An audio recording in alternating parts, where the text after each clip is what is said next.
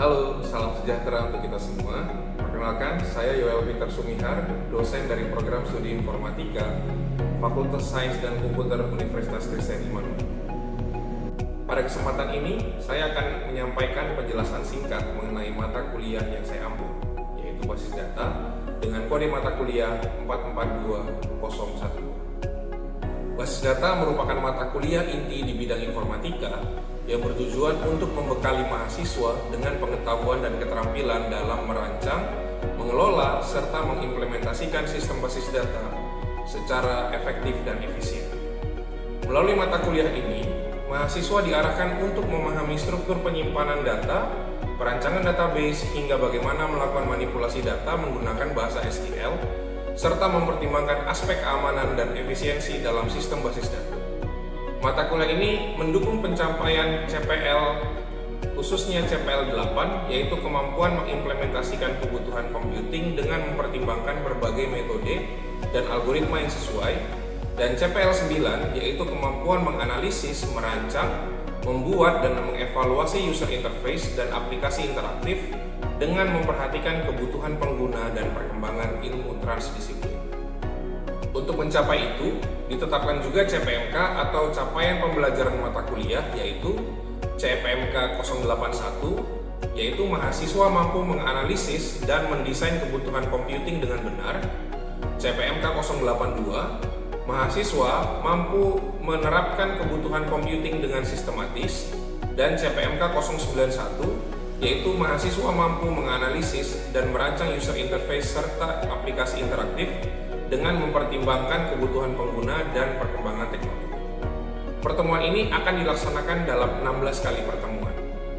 Metode pembelajaran dilakukan secara interaktif melalui penjelasan materi, latihan langsung menggunakan perangkat lunak basis data seperti MySQL, diskusi, serta studi kasus. Evaluasi dilakukan melalui kombinasi tugas, kuis, ujian tengah semester dan akhir semester, serta penilaian proyek akhir.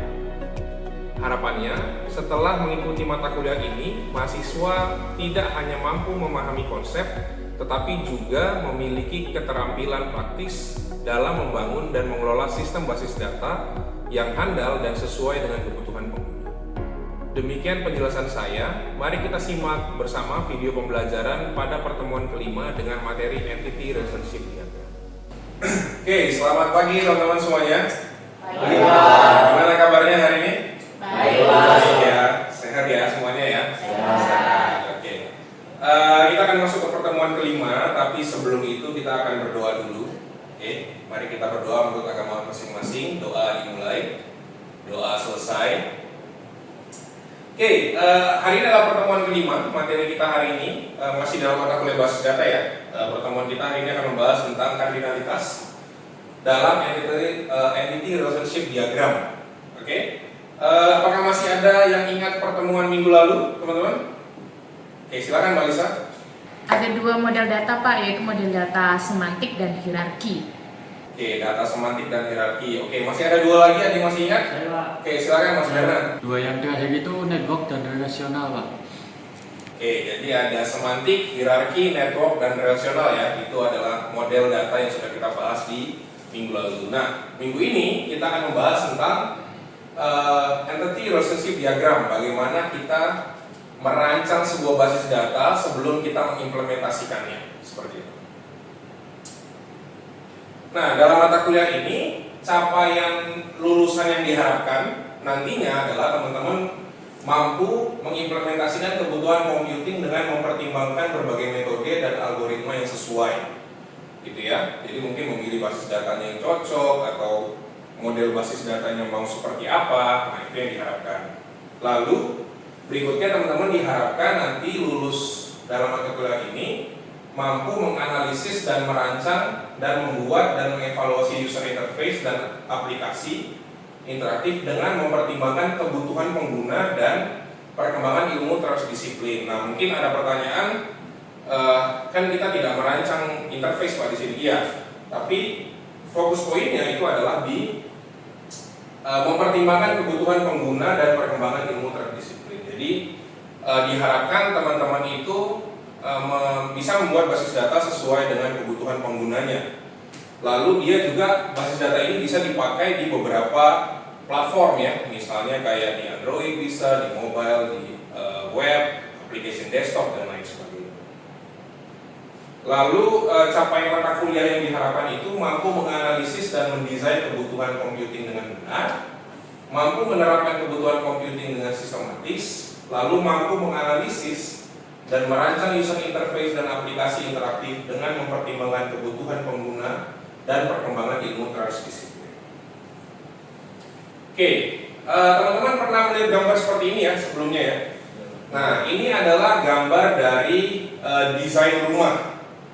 Rumahnya belum ada, tapi sebelum orang membangun rumah, mereka biasanya akan membangun dulu desain rumah seperti ini, gitu ya. Supaya apa? Supaya punya gambaran bagaimana nanti rumah itu ketika selesai dibangun. Bagaimana pembagian ruangannya, bagaimana lebarnya, sesuai dengan bentuk tanahnya atau tidak, seperti itu. Nah, demikian juga basis data ya. Jadi sebelum membangun rumah, pemilik biasanya meminta arsitek untuk membuat sketsa agar sesuai dengan harapan dan efisien dalam bahan, uang, dan lain-lain. Demikian pula dalam menyusun database, diperlukan sketsa agar efektif dan efisien. Nah, ada banyak aplikasi yang bisa kita pakai untuk membuat sketsa kita dalam basis data. Teman-teman bisa pakai Lucidchart, ada Draw.io, ada Microsoft Visio, ada Power Designer gitu ya. Itu bisa digunakan untuk membuat sketsa database menggunakan konsep Entity Relationship Diagram atau ERD.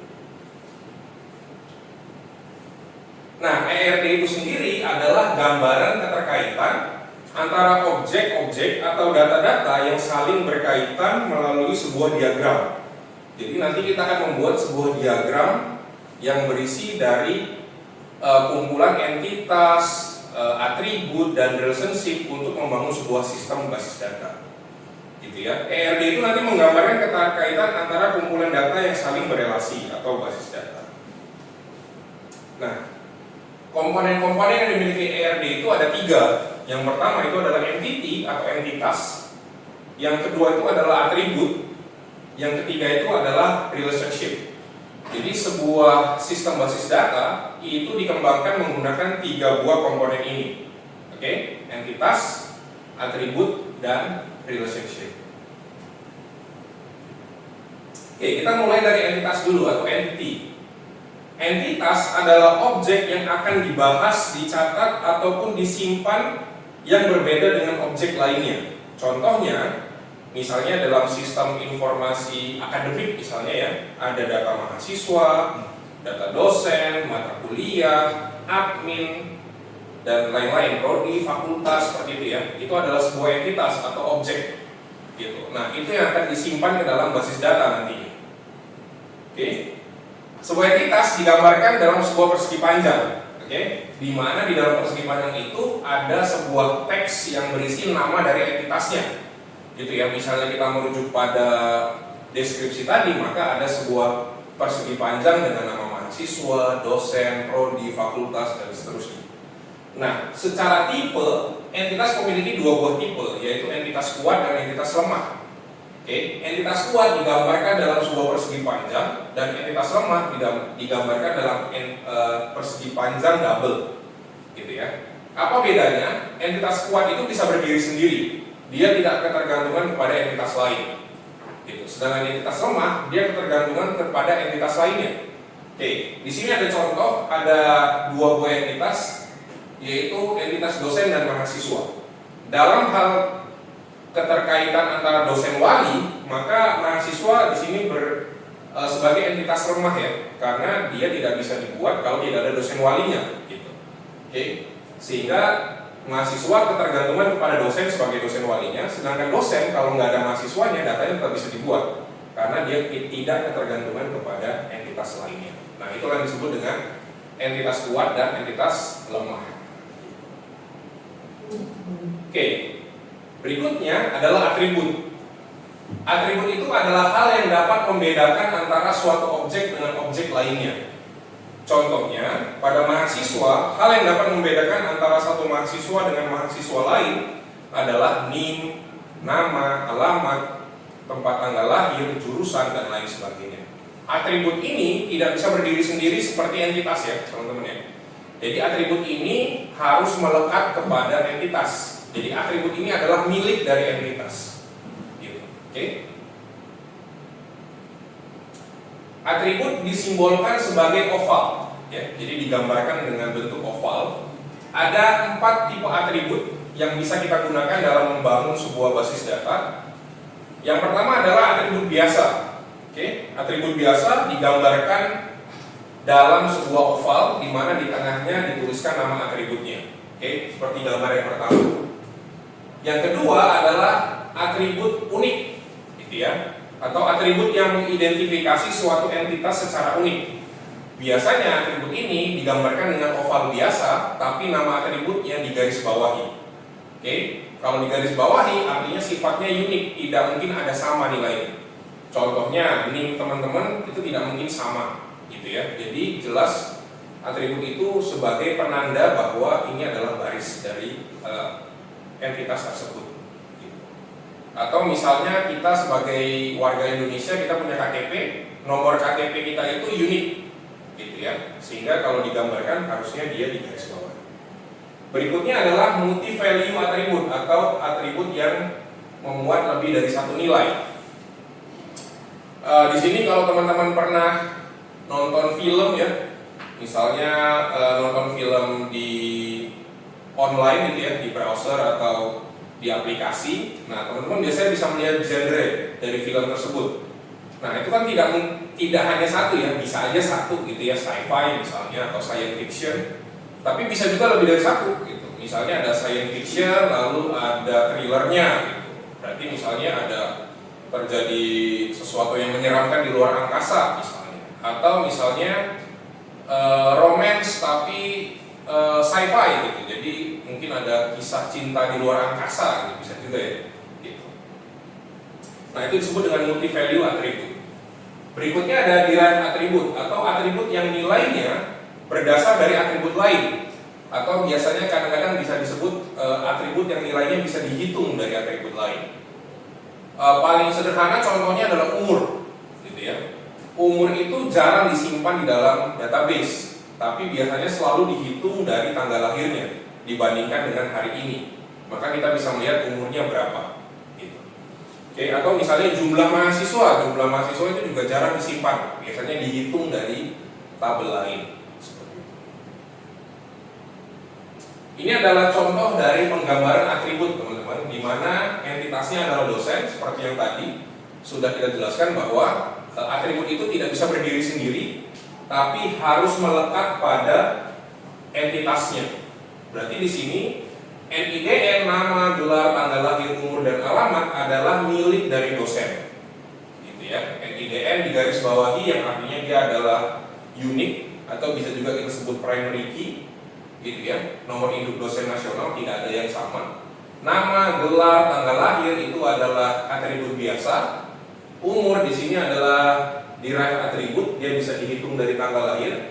Dan alamat di situ multi value atribut. Kenapa? Karena bisa saja berisi jalan, nomor, kecamatan, kelurahan, dan lain sebagainya.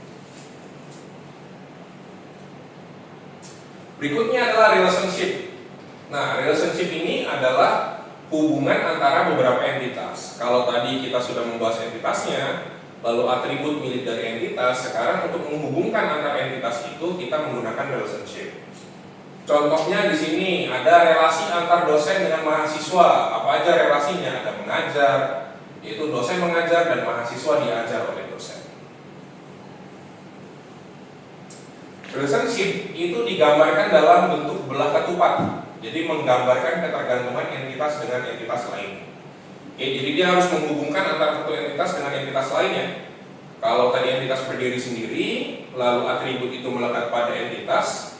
Kalau relationship dia harus menghubungkan antara entitas dengan entitas yang lain. Tapi tidak semua harus dihubungkan ya teman-teman ya, sesuai kebutuhan saja. Gitu. Bukan berarti kalau ada 5 entitas, 5-5-nya harus saling terhubung, tidak. Kalau memang tidak perlu, ya tidak usah. Misalnya ada mahasiswa dengan prodi dengan fakultas. Mahasiswa tidak ada hubungan langsung dengan fakultas, tapi dia ke prodi dulu, lalu prodi memiliki fakultas.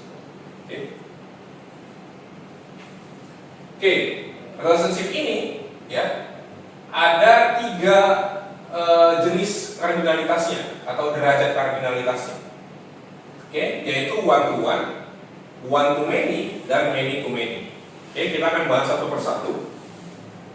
Kita mulai dari one to one dulu atau satu-satu.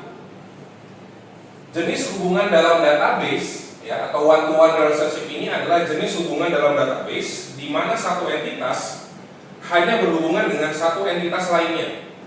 Dalam hubungan ini, setiap baris dalam tabel pertama berkaitan dengan satu dan hanya satu saja baris dalam tabel kedua. Demikian juga sebaliknya. Oke, contohnya ada person dan paspor, di mana satu orang atau satu person itu memiliki satu buah paspor saja, dan satu paspor itu pasti hanya milik dari satu orang saja. Gitu. Tidak mungkin ada satu paspor yang isinya itu ada bapak, ibu, anak dalam satu paspor, itu tidak. Pasti satu orang hanya punya satu paspor, dan satu paspor hanya milik dari satu orang saja. Seperti itu. Oke. Contoh, misalkan kita memiliki 2 entitas, yaitu person dan paspor. Setiap orang hanya memiliki satu paspor, dan setiap paspor hanya dimiliki oleh satu orang saja. Ini adalah hubungan one to one. Oke, lalu bagaimana cara kita mengubah si one to one ini ke dalam bentuk basis data? Nah, untuk mengimplementasikan one to one relationship dalam database relasional, kita bisa menggunakan beberapa metode. Oke, ada 2 metode umum yang digunakan. Yang pertama adalah menggabungkan kedua tabel. Jadi kita menempatkan kolom dari kedua tabel ke dalam tabel pertama. Ini dilakukan jika kedua entitas sering diakses bersama-sama. Jadi kalau memang kita punya one to one, cara pertama adalah kita menggabungkan keduanya menjadi satu. Gitu. Oke. Entah itu ke tabel person atau ke tabel paspor, mana aja boleh. Atau kita jadikan sebuah tabel baru dengan nama yang lain, misalnya person paspor, lalu dua-duanya fieldnya dijadikan satu. Itu juga boleh seperti itu. Nah, cara yang kedua adalah menggunakan kunci asing atau foreign key. Jadi tabelnya tetap dipisah, tapi primary key dari salah satunya dijadikan foreign key di tabel lain. Nah, untuk membuat ini kita harus memeriksa dulu ya teman-teman ya, mana yang datanya dibuat duluan. Gitu. Antara person dan paspor, kira-kira data duluan mana? Person ya. Gitu. Orang dulu ada, baru dibuat paspornya. Sehingga kalau seperti itu, maka primary key dari person itu akan menjadi foreign key di paspor. Gitu. Tapi sifatnya harus unik ya, nggak boleh lebih dari satu gitu, supaya tetap terjadi hubungan one to one relationship. Oke, jadi boleh dipisah, boleh digabung. Kalau dipisah, perhatikan mana yang duluan diciptakan datanya. Kalau digabung, maka semua fieldnya itu dipindahkan ke tabel yang satunya. Berikutnya adalah one to many. Jenis hubungan dalam database di mana satu entitas dapat berhubungan dengan banyak entitas lainnya. Dalam hubungan ini, satu baris dalam tabel pertama dapat dikaitkan dengan banyak baris dalam tabel kedua.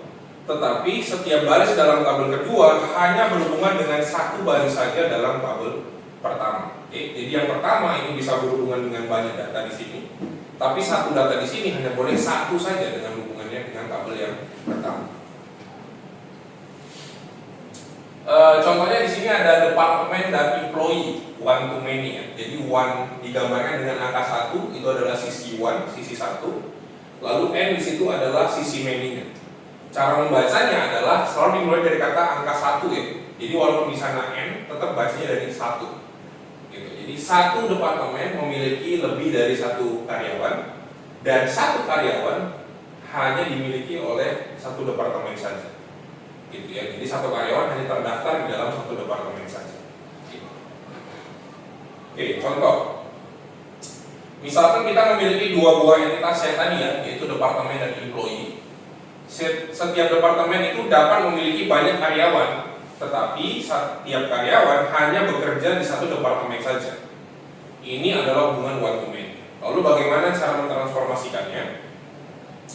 Untuk mengimplementasikan one to many relationship dalam database relasional, kita bisa menambahkan foreign key di tabel yang mewakili entitas banyak untuk merujuk ke tabel yang memiliki entitas satu. Jadi sederhananya adalah primary key dari sisi yang one itu menjadi foreign key di sisi many, gitu ya.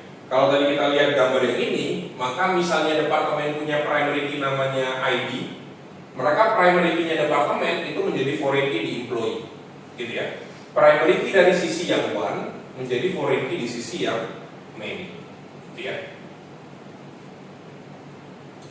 Itu adalah one to many relationship. Berikutnya adalah many to many relationship. Nah, jenis hubungan dalam database ini di mana banyak entitas pada satu tabel dapat berhubungan dengan banyak entitas juga dari tabel lainnya. Dalam hubungan ini, satu baris dalam tabel pertama dapat dikaitkan dengan banyak baris dalam tabel kedua, dan demikian juga sebaliknya. Oke, contohnya di sini adalah mahasiswa dan mata kuliah.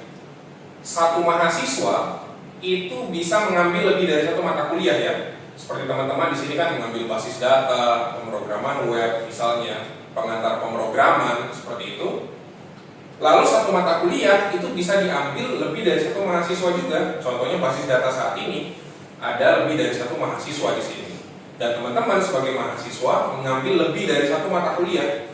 Nah, itu disebut dengan many to many relationship. Contoh, misal kita memiliki dua entitas, mahasiswa dan mata kuliah.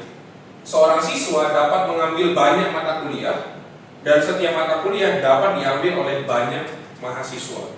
Ini adalah hubungan many to many. Nah, contohnya seperti itu. Lalu bagaimana cara kita mengimplementasikannya ke basis data? Nah, untuk mengimplementasikan many to many relationship dalam database relasional, kita menggunakan tabel perantara atau junction table yang menyimpan kunci asing dari kedua tabel yang berpartisipasi dalam hubungan tersebut. Untuk contoh sebelumnya bisa dibuat tabel perantara, misalnya tabel KRS, misalnya seperti ini ya. Maka yang relationship-nya ini akan kita jadikan tabel baru, di mana primary key dari mahasiswa dan primary key dari mata kuliah menjadi field baru di dalam tabel tersebut. Seperti itu. Oke. Atau kalau kita di kampus biasanya menyebutnya hubungan antara mahasiswa dan mata kuliah itu adalah KRS. Oke, ada yang mau ditanyakan teman-teman? Silakan. Oke, silakan Mas Nathan. Apakah ada contoh lain untuk many to many selain yang dijelaskan sebelumnya, Pak? Oke, contoh lain dari many to many misalnya di sistem rumah sakit ya, antara dokter dengan pasien gitu, bahwa satu orang dokter itu biasanya bisa memeriksa lebih dari satu pasien, dan satu pasien itu bisa diperiksa oleh lebih dari satu dokter gitu ya. Misalnya hari ini pasiennya sakit tenggorokan, maka ke dokter tertentu. Lalu misalnya ada sakit mata, maka ke dokter mata, atau sakit umum ke dokter umum gitu. Dan dokter umum pasti dalam suatu hari tidak hanya memeriksa satu orang saja, bisa lebih dari satu orang. Nah, itu bisa disebut dengan many to many juga. Gitu. Ada lagi pertanyaan, teman-teman? Silakan Mas Juli. Apakah ada contoh lain selain yang dijelaskan sebelumnya untuk hubungan one to many, Pak? Oke, kalau one to many ada banyak ya. Misalnya kayak fakultas dan prodi. Kalau dalam satu fakultas punya banyak prodi, tapi satu prodi itu pasti milik dari sebuah fakultas. Atau misalnya sepeda motor dan pemiliknya, satu orang bisa punya lebih dari satu sepeda motor, tapi satu sepeda motor itu secara tertulis pasti milik dari satu orang saja. Nah, itu contoh lain dari one to many. Oke, sekarang saya gantian bertanya teman-teman. Nah, ini ada ERD tanpa relationship. Nah, kita mulai dari yang barang dan transaksi dulu. Kira-kira hubungannya apa? Apakah ada yang bisa menjawab? Oke, silakan Mas Victor. Kalau menurut saya, Pak, untuk relasi di depan ini adalah many to many, Pak. Many to many. Kenapa? Alasannya? Karena satu barang bisa dimiliki oleh banyak transaksi dan satu transaksi bisa dimiliki oleh banyak barang. Seperti itu, Pak. Oke, baik. Kita kasih applause dulu buat Mas. Sekarang bagaimana dengan customer dan transaksi? Ada yang pilihan jawab? Saya, Pak. Oke, silakan. Mas Hendra ya. Menurut saya relasi yang di atas yaitu one to many, Pak. One-nya ada di mana? Customer, Pak. Di customer. Oke, kenapa alasannya? Customer bisa memiliki banyak transaksi, sedangkan transaksi hanya dimiliki satu customer. Oke, kita kasih applause dulu. Baik. Oke, jadi benar ya bahwa untuk barang dan transaksi itu hubungannya adalah many to many karena satu barang itu bisa terjadi di lebih dari satu transaksi ya. Misalnya kita sebut saja misalnya kopi misalnya. Kita pergi ke toko. Kan bukan hanya kita yang membeli kopi ya, pasti ada orang lain juga yang membeli kopi. Artinya satu barang itu bisa dibeli lebih dari satu kali, terjadi di lebih dari satu transaksi. Nah, satu transaksi itu pasti bisa lebih dari satu barang, gitu ya. Bahwa misalnya orang ketika beli pasti bisa aja belinya lebih dari satu ya, bisa aja beli kopi misalnya, beli air putih, air mineral dan lain sebagainya. Jadi ada banyak barang dalam satu transaksi dan satu barang bisa terjadi dalam lebih dari satu transaksi. Nah, lalu customer dan transaksi, benar juga bahwa sisi one-nya ada di customer, bahwa satu customer itu bisa lebih dari satu kali transaksi dan satu transaksi biasanya adalah milik dari satu customer saja gitu. Kalau teman-teman ke toko gitu ya, kalau ditanya punya member atau tidak gitu ya, pasti kan dalam satu struk itu milik dari satu customer saja gitu. Tidak dalam satu struk itu ada beberapa nama yang tercatat di situ. Seperti itu. Baik, bagus sekali. Oke, untuk tugasnya adalah untuk membuat ERD yang mencakup semua jenis relationship ya, one to one to many, many to many, untuk memahami dan mengimplementasikan konsep-konsep dasar dalam perancangan basis data. Nah, apa yang harus dikerjakan? Nanti teman-teman akan diminta untuk membuat ERD yang menggabungkan semua jenis relationship menggunakan skenario sistem akademik sederhana. Jadi kita akan seolah-olah membuat sistem basis data gitu ya, merancang basis data untuk sistem informasi akademik, tapi nggak yang kompleks ya, yang sederhana aja. Dalam sistem ini terdapat entitas seperti mahasiswa, prodi, mata kuliah, dosen, dan ruang kelas. Nah, setiap entitas memiliki atribut yang relevan dan hubungan antara entitas. Nah, jadi wajib ada 5 entitas ini. Teman-teman nanti silahkan tambahkan atribut apa yang kira-kira cocok pada setiap entitas gitu ya. Saya kasih contoh, misalnya mahasiswa pasti ada NIM ya, nomor induk mahasiswa, dan nama. Nanti silahkan ditambahkan lagi, dikembangkan lagi. Oke. Lalu nanti silahkan dibuat relationship-nya antara hubungan tersebut, antara entitas tersebut. Oke. Misalnya mahasiswa dengan prodi hubungannya apa? Ada hubungannya enggak? Kalau ada silahkan dibuat. Kalau dibuat lalu ditentukan one to one kah, one to many, atau many to many relationship-nya. Oke, teman-teman juga boleh menambahkan entitas lainnya ya. Jadi ini yang wajib ada, tapi teman-teman boleh menambah entitas lain untuk melengkapi sistem informasi akademik tersebut. Oke, ada pertanyaan lagi sebelum kita akhiri? Oke, silakan, Victor. Kumpulnya kapan ya, Pak? Oke, untuk ini nanti bisa dikumpul maksimal 3 hari ya, teman-teman. Lalu silakan dikumpul di Google Classroom mata kuliah kita ini. Oke, dengan format yang seperti biasa ya dalam bentuk PDF. Oke, jika tidak ada, terima kasih. Kita akhiri dengan doa. Mari kita berdoa menurut kepercayaan kita masing-masing. Doa mulai, doa selesai.